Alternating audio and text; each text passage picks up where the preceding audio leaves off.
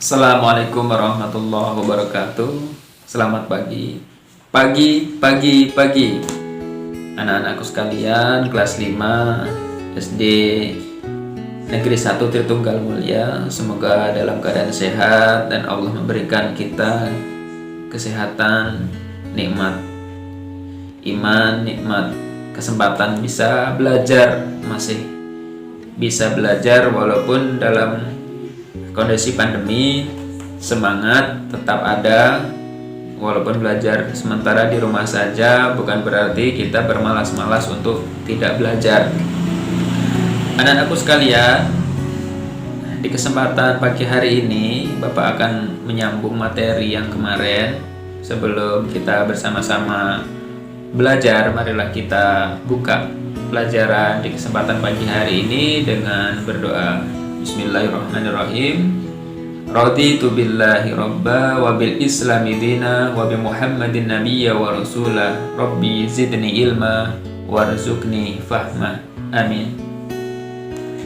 Baik anak-anakku sekalian, kemarin Bapak telah menyampaikan materi dan bersama-sama kita telah membaca, yaitu surat At-Tin ayat 1 sampai 8. Kita telah membahas juga terkait dengan hukum-hukum tajwid yang ada dalam surat At-Tin.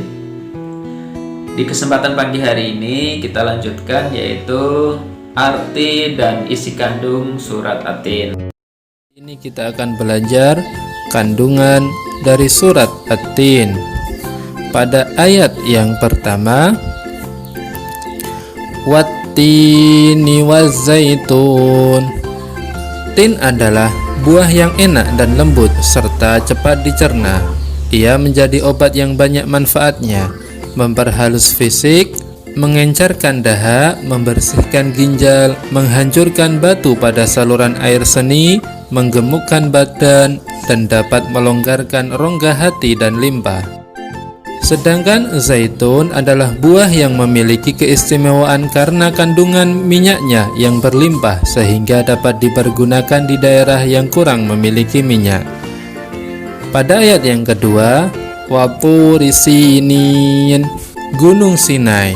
Gunung Sinai terletak di semenanjung Sinai. Gunung ini juga dikenal dengan nama Jabal Musa atau Gunung Nabi Musa, karena di tempat ini Nabi Musa menerima wahyu pertama dan diangkat menjadi Rasul. Pada malam Mi'raj, Rasulullah SAW berhenti sebentar di tempat ini dan melaksanakan sholat sebagai penghormatan beliau pada kesucian tempat tersebut. Kemudian pada ayat yang ketiga, Wahadzal baladil amin. Kota yang aman adalah kota Mekkah. Kota ini disebut dengan kota yang aman karena siapapun yang memasukinya terjaga keamanan dan keselamatannya. Kota Mekah juga disebut sebagai Ummul Qura dan tanah yang aman. Kota ini banyak menyimpan sejarah sejak zaman Nabi Ibrahim alaihissalam. Ayat keempat, Laqad khalaqnal insana fi ahsani taqwim. Allah Subhanahu wa ta'ala menjadikan manusia dalam sebaik-baik bentuk. Proses kejadian manusia tidak sama dengan kejadian makhluk-makhluk lain. Manusia memiliki akal, jasmani, rohani, dan nafsu. Anggota tubuh manusia serasi dan seimbang sehingga tampak indah, cantik, dan memudahkan untuk melakukan kegiatan. Sedangkan hewan hanya memiliki jasmani dan nafsu saja. Manusia harus mampu menjaga keseimbangan yang dimilikinya agar supaya menjadi mulia. Apabila manusia mengutamakan nafsunya, maka ia turun derajatnya seperti hewan.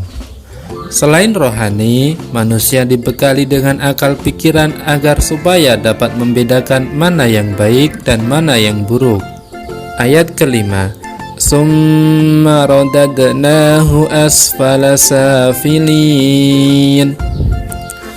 Allah Subhanahu wa ta'ala mengingatkan manusia, sekalipun mereka sempurna, tetapi dapat turun derajatnya menjadi hina karena pengetahuan, sikap, dan perilakunya apabila telah keluar dari aturan yang ditetapkan oleh Allah Subhanahu wa Ta'ala melalui Rasul-Nya.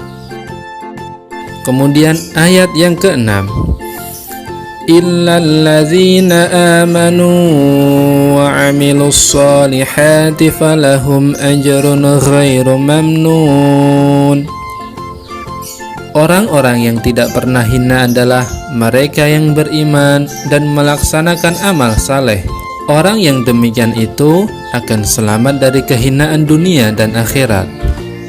Contoh beriman dan beramal saleh adalah beribadah kepada Allah Subhanahu wa Ta'ala, gemar bersedekah, dan ikhlas menolong, serta masih banyak amal-amal saleh lainnya.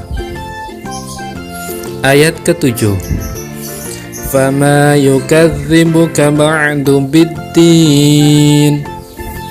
Pada hari kiamat nanti ada hari pembalasan terhadap perbuatan manusia yang baik dan buruk.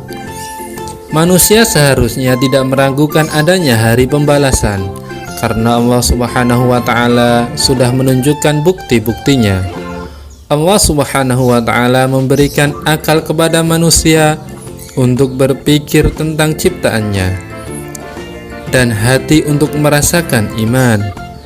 Pertanyaan Allah Subhanahu wa Ta'ala itu untuk mengingatkan adanya hari kiamat agar manusia tidak lupa dan lalai sehingga terjerumus dalam dosa dan kehinaan.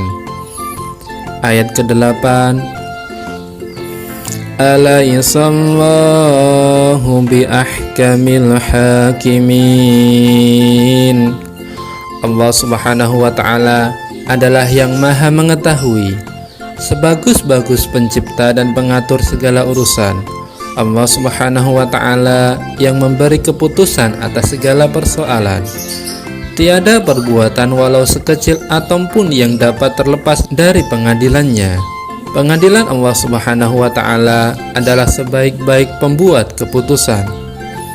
Allah Subhanahu wa Ta'ala maha pengasih kepada hambanya. Ia senantiasa mengingatkan agar manusia tidak lupa diri. Jika ternyata manusia masih melakukan dosa, maka karena keadilannya manusia akan menanggung akibat dan pembalasan atas dosanya itu. Allah Subhanahu wa Ta'ala juga telah menyiapkan kenikmatan bagi orang yang menjalankan syariatnya. Dengan memahami kandungan surat At-Tin, kita dapat menerapkannya dalam kehidupan sehari-hari. Di antaranya, 1. Mensyukuri karunia yang Allah berikan. 2. Menghindari perbuatan yang tercela. 3. Melaksanakan amal saleh. 4. Menunaikan ibadah kepada Allah. 5. Mengingatkan antar sesama tentang balasan dari Allah atas perbuatan ketika di dunia di hari pembalasan. 6. Memutuskan suatu perkara dengan seadil-adilnya. Alhamdulillahirabbil alamin. Pelajaran kita hari ini telah selesai.